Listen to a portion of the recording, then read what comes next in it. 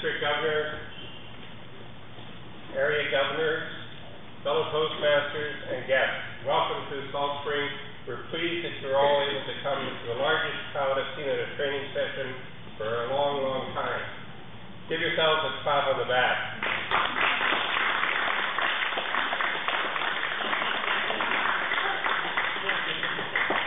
Last night was the 7th game of the Stanley Cup.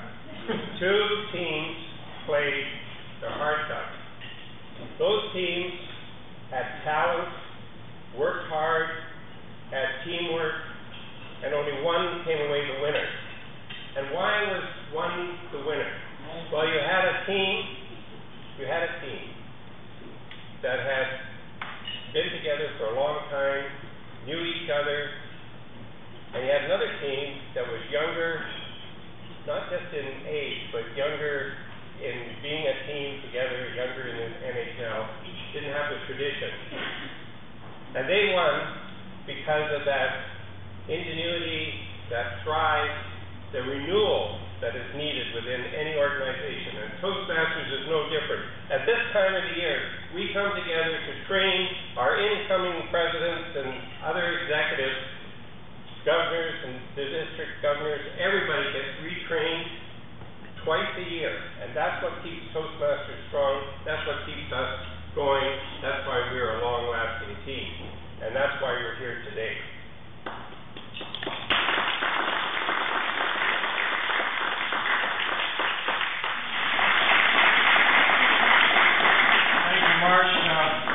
What a great job. Just a couple of housekeeping things we should take care of before we get started. Make sure all your cell phones, beepers, satellites, receivers, and anything else you have that you might have going, you might turn them off.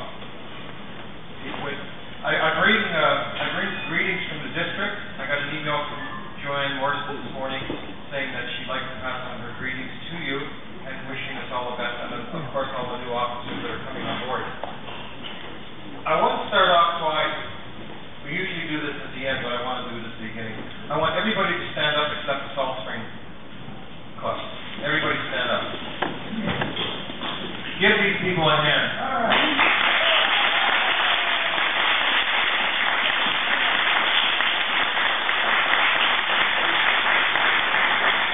You know, the venue has to be, I mean, I don't know what the rest of you clubs are going to do for the next venue. But, you know, the effort that they put into it, we had a lot of resistance from the district because they said it's in a remote area, but, you know, Salt Spring shows up at everything. Powell River shows up at everything. You know, and we got to give these people an opportunity to do something like this, and I think they went right over the top of it, and I really appreciate everything that they've done. Another group I'd like to have to stand are the new people that have never been an officer before, and this is their first training. Please stand.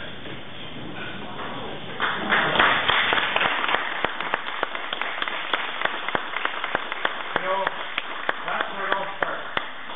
And one of the things that we felt that was the way we wanted to do this was to have everybody in the same room trained at the same time, so everybody had an opportunity to see how each office works.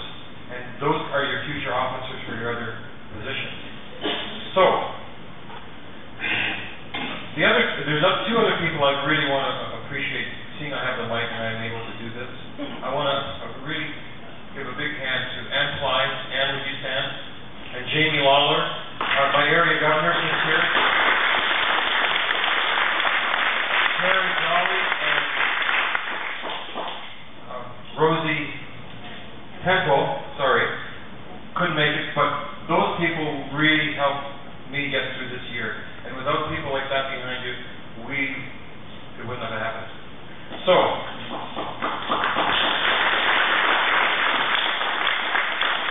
now that we've said all that, it's time to get the training underway.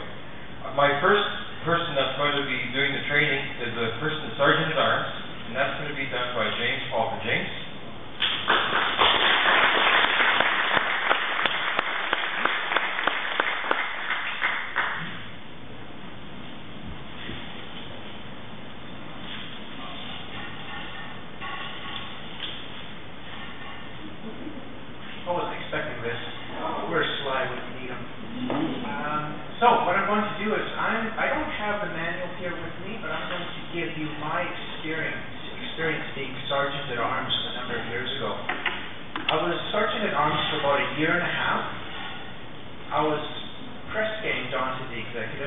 actually a great way to get onto the executive was through sergeant at arms. The important thing with sergeant at arms is to be early before the meeting starts.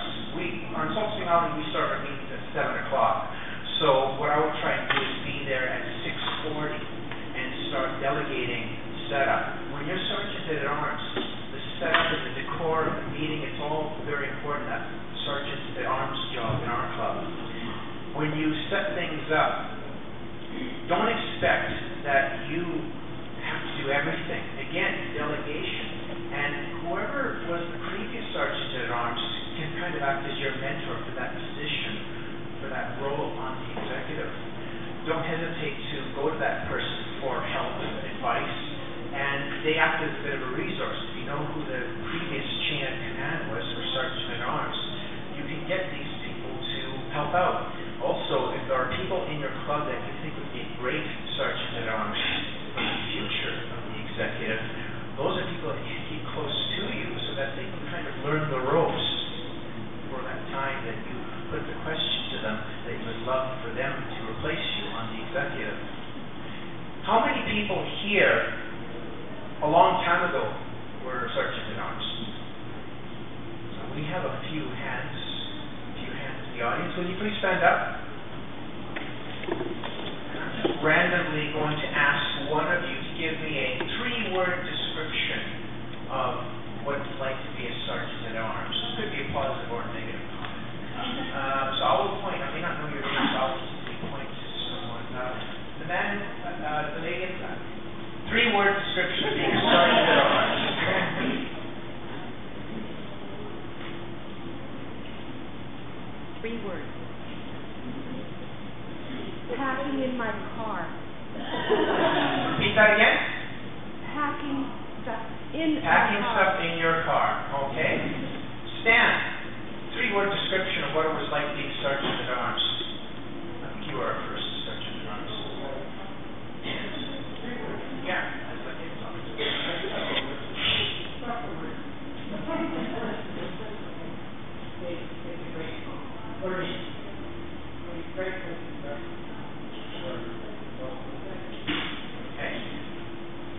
Adrian, where are you? Adrian?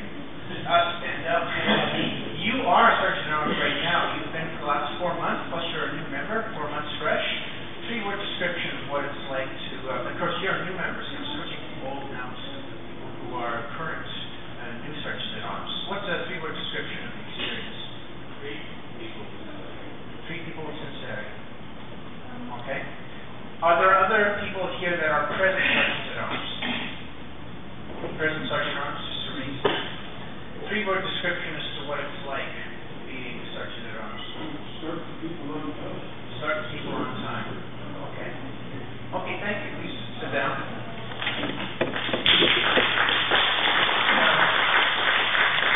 These people deserve a lot of credit because once they get on the executive, you don't allow them to get off. Then you shuffle them around to the other positions. So it's addictive once you get them on. It's very physical. It's more physical, actually. Of all the roles, probably get the most exercise moving things around.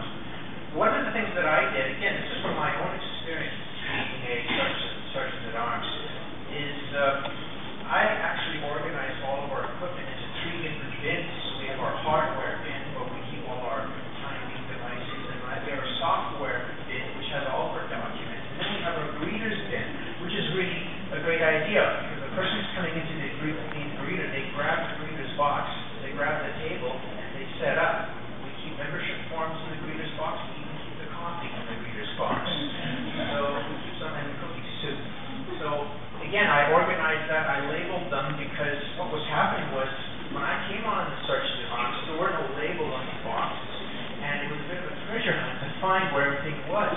Again, the hardware box, you have your timer, you have your bells and whistles, you have your trophies, which people hopefully bring back the next following week. So that's something that I organized. The other thing I organized, again, this is my sick sense of humor, but I organized something I call a posse, which again, all these people who had been sergeant at arms, all the people who could be future sergeant at arms, I organized them into my little cowboy posse. And again, these are the people I can't make it to a meeting. I would phone one of the other people and say, I can't make the meeting. Make sure that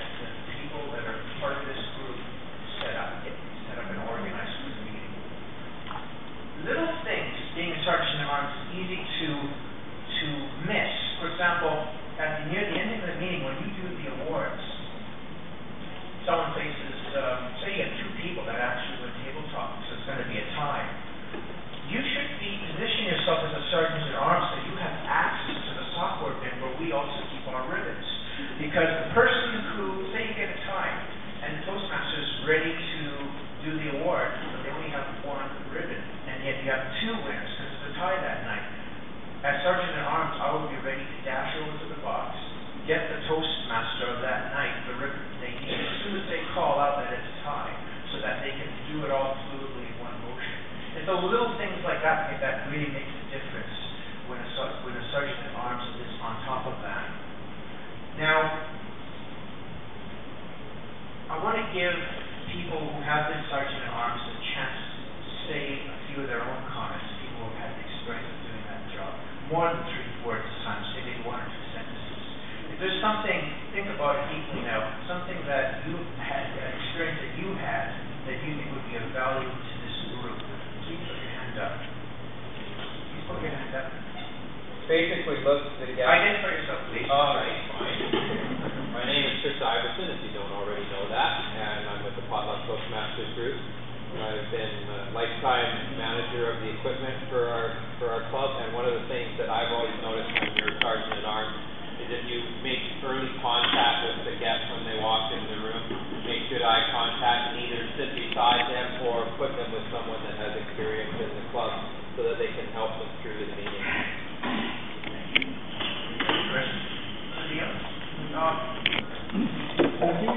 Elizabeth Couch enjoying the Dundee? Couch. Toastmasters, nice. Anyway, I think as sergeant you have the greatest chance to build your club because you are touching the people first, as this gentleman just spoke earlier. And if you keep your mind open to everything that's happening around you at the time, it helps everything to flow smoothly. I appreciate it. Thank you.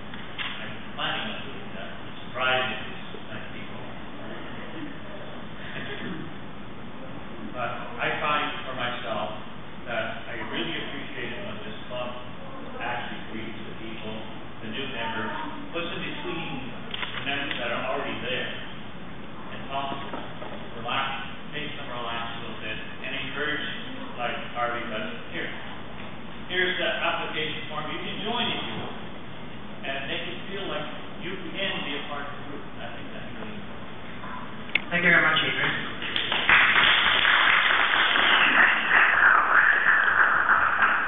You'll never know everything there is to know the process to be sergeant at arms in one training session, but this gives you a little bit of a taste for what it's like.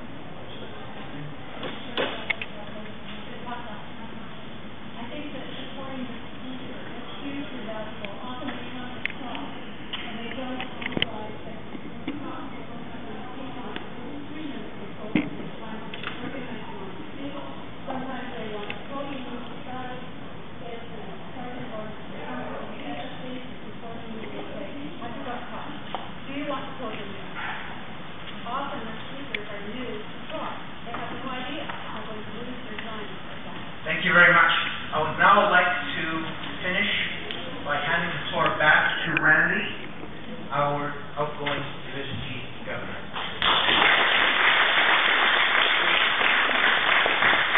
Thank you, James. In typical Toastmasters form, he was informed about an hour ago that he was going to be doing this training because the person that was supposed to be doing it didn't make it. So, James, I really appreciate this.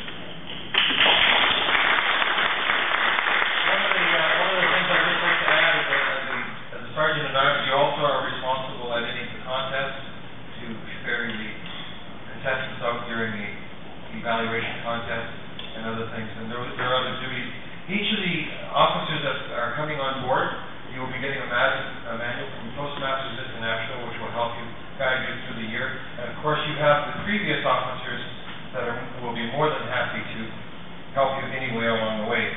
Our next presenter is the secretary, and I've asked Ann Fly from Port Alberni to do that. And Ann, would you mind coming up?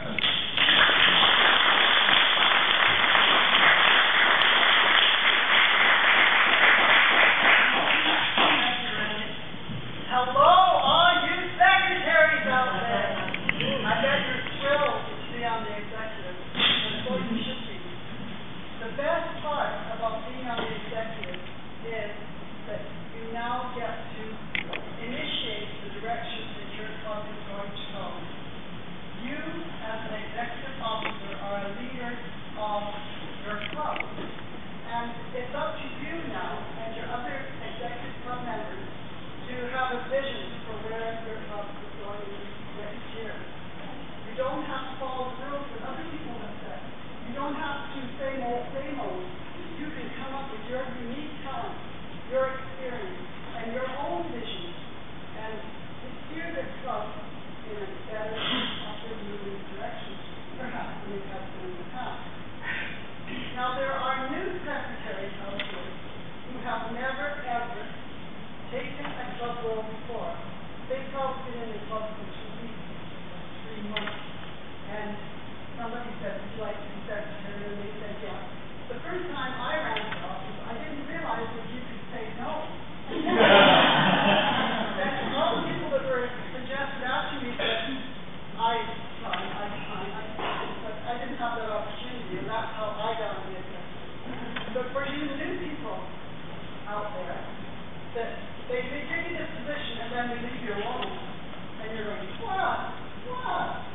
Well, don't worry, because as Randy said, your president will get you a manual when you are secretary, and this has everything in it that you'll ever need to know.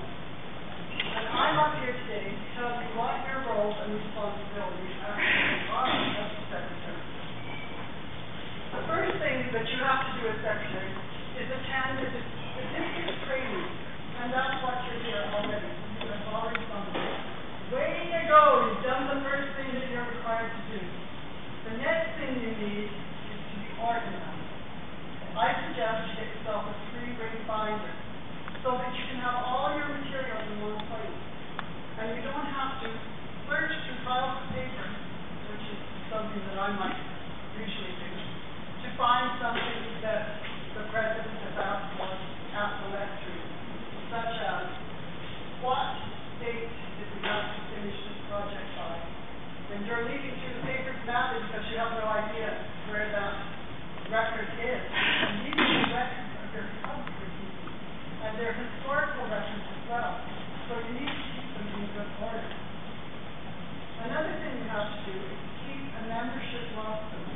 So when somebody new joins your club, you need to write down their name, address, phone number, and all that stuff. And keep it on hand, because sometimes people come into the club and then they leave.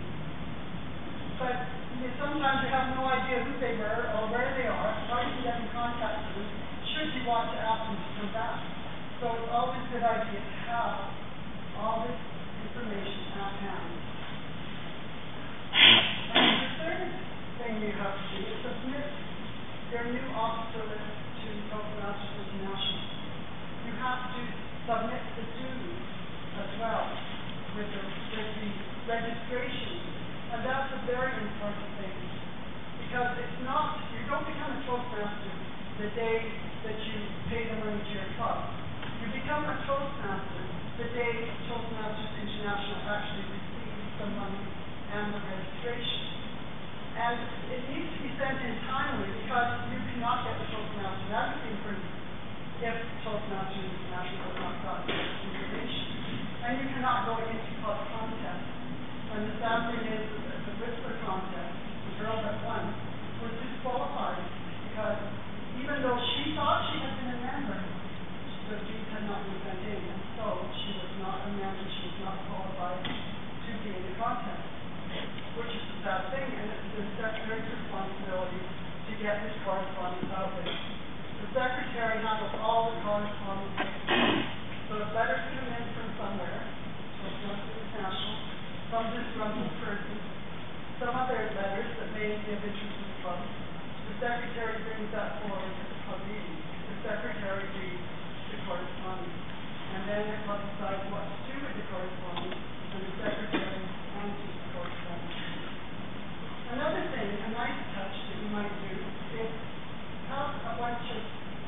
card or sympathy card, or teacher card on hand, so that you can send a card to a club member who is sick or who has had a loss in their family or such things as that. It's a nice touch. The nicest thing that I can remember having happened to me in the Toastmasters Club was I got a Christmas card from the club president, and in it was a picture of myself. Now, everyone likes to see their own picture. So I thought this was a very nice touch. And all too often, we take everything for granted. We don't bother. We are tired. We've got other things to think about.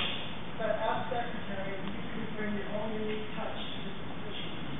And there are some kindnesses that you can do, which will endear you to the other club members as well. You have to keep the club file, the minutes, and the correspondence. And you have to keep them in good order, as I said. So the best thing to do is file them in some manner that you are familiar with, so that you can reach them at a moment's notice.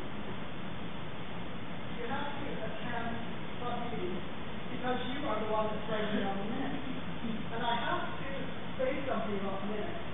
Have you been in a club where the secretary goes on and on and on about the minutes from the last meeting, which you are at as well, and you know very well what happened, but you don't want to hear what he said, she said. And so the secret, the trick to keeping minutes is to keep them concise, keep them short. Just put the relative things that you have to put down, and don't put any extra comments that are going to take up time. Time is of the essence in your club, and so 2 minutes, I think, would be sufficient for you to read the minutes. And it tells you all about that in this manual you're getting, so you'll know exactly what it is you're required to record. You have to go to the club meetings, you have to go to the executive meetings, and you have to keep minutes of those. But if you can't go for some reason, then you need to delegate someone to take your place. It could be another executive member, it could be someone from the club itself that will take that role on. And in a way, you are mentoring that person to take on the role coming up in the next year. So think of who could take your place. Think of that right off the bat. You're the new I'd like to recognize somebody in the room. And that's the 2009 International Speech Contest winner, and that's Claude Pomeron. Claude?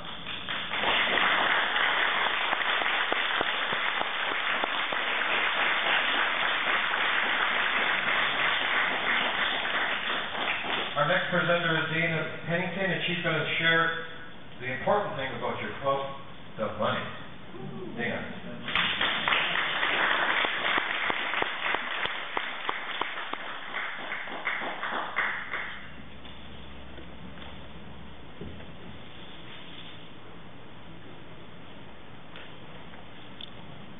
Good afternoon.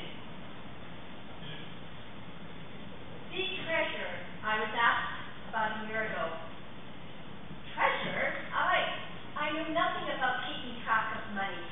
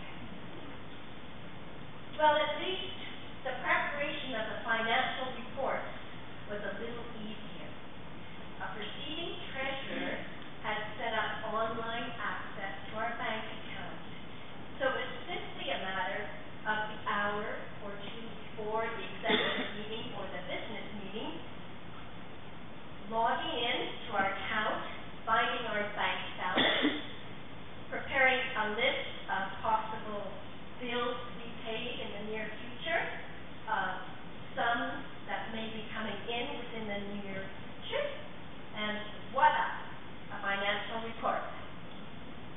As we see, is making a chocolate ice cream cake. Our club realized that we didn't have enough finances to cover our needs for the year, but as I mentioned, our president had a plan of action. We held 2 fundraising events, an in-member auction at Christmas, and a spring yard sale. Both of them were very successful, and we were able to meet our financial needs for the year. I was told it's the treasurer's job to deposit the funds into the bank. And from our yard sale, we had collected a huge Ziploc bag of quarters and loonies and toonies. It's been counted twice. There's exactly $800 in here on its own. Okay.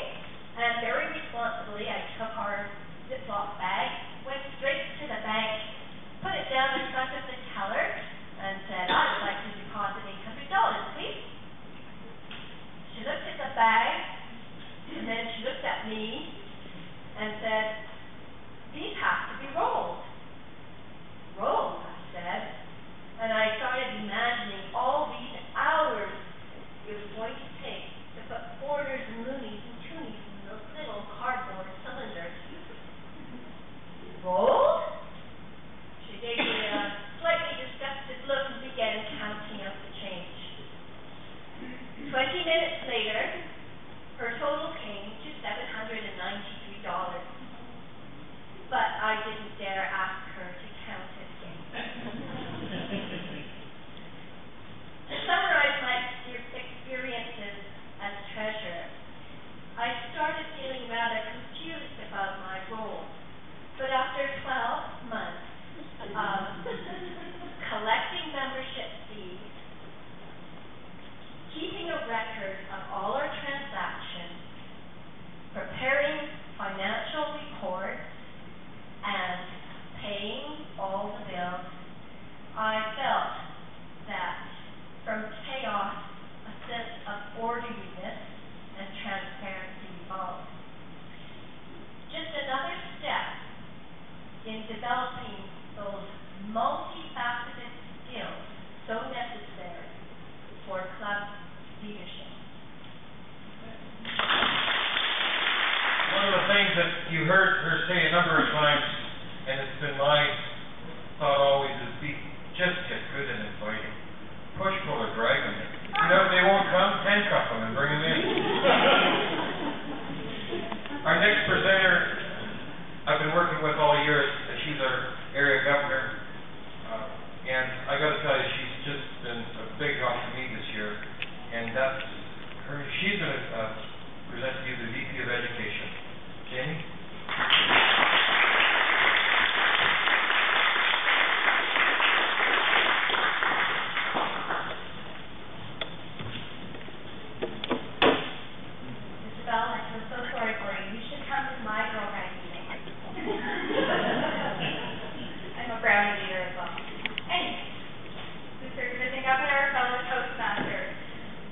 I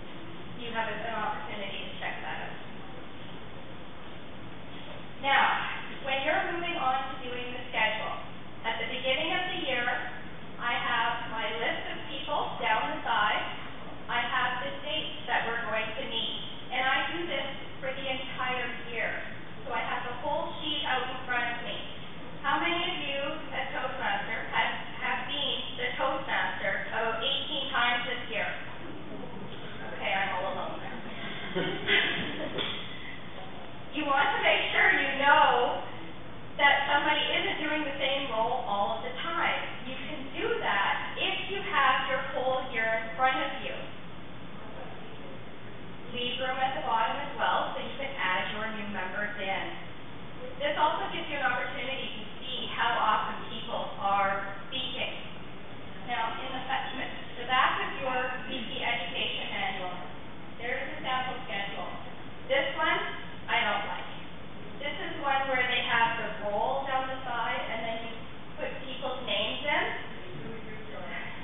It's like an Easter egg hunt without the chocolate. It's horrible.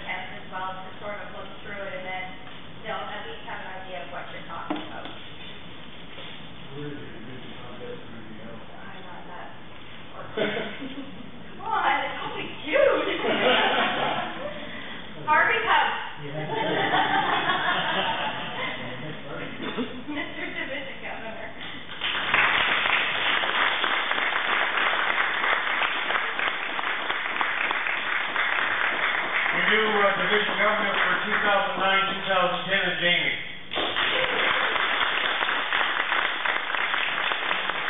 After the seatbelt, you're in for a ride. My last presenter is the President. The President is to be a good leader, listen and explore, allow for discussion, input from all team members, support and encourage different ideas. Know what has to be done, what deadlines are in place, be aware of the duties and responsibilities of all club members, and assist them when necessary, but let them do their job. And I can't think of anybody else more capable of doing that than Marsh. Marsh.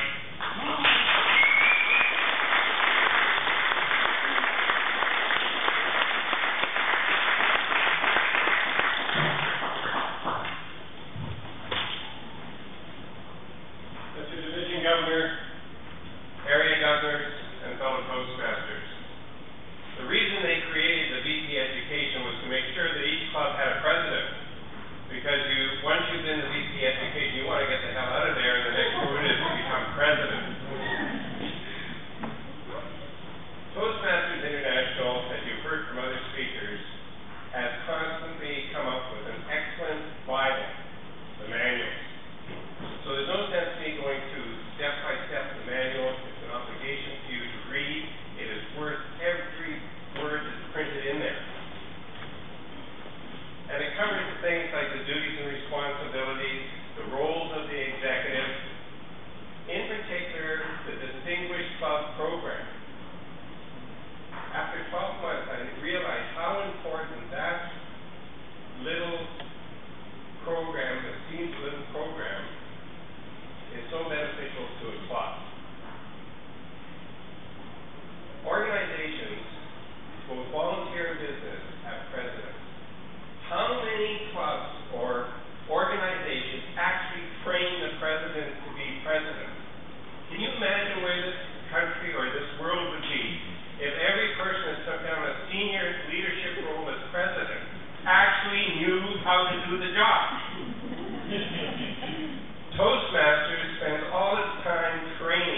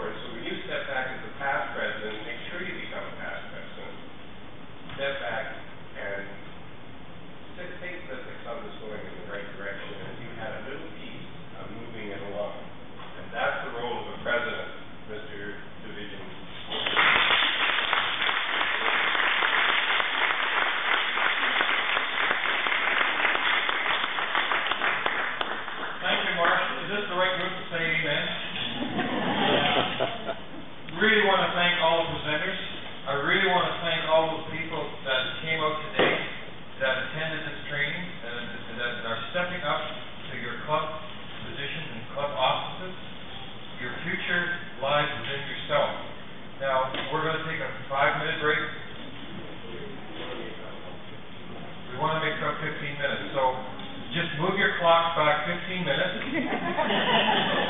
If you just take a quick 5-minute break, please, get back right in here. We want to continue because we've got a ferry to catch.